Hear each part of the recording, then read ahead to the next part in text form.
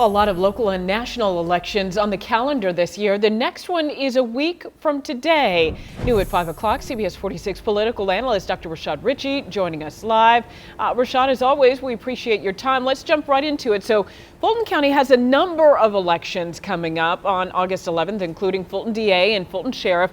So how will these shape up? Well, let's get ready to rumble. Let's start with the Fulton County Sheriff's election.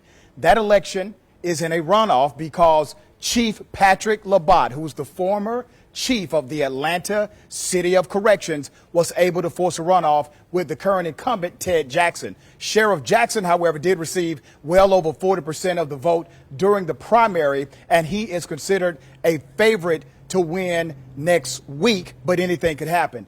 Let's jump to the DA's race. There's a sharp contrast here. The District Attorney Paul Howard, who has served since 1997 and was the first black male ever elected DA in the state of Georgia. He's in the fight for his life against his former employee, Fani Willis. Fani was actually the top vote getter in the primary, and she goes into the primary runoff possibly as the candidate to beat.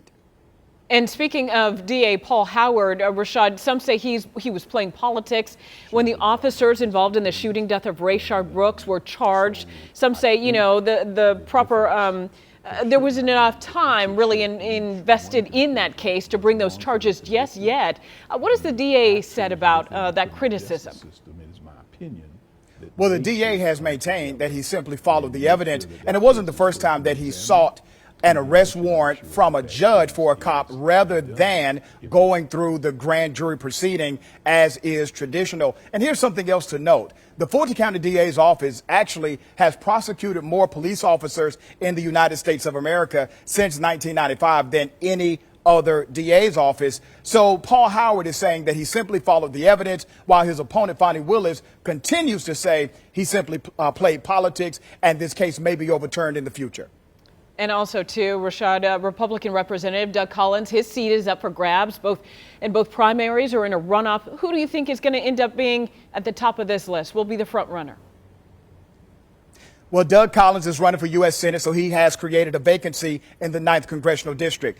There are Democrats in this primary as well. You don't even need to pay much attention to them. Here's why. 80% of this district votes Republican.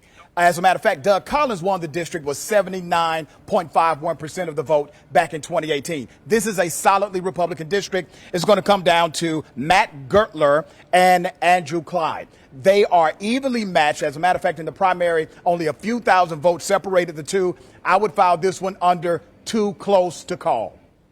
Again, August 11th, the day that we can head to the polls. Dr. Rashad Richey, our political analyst, as always, thank you.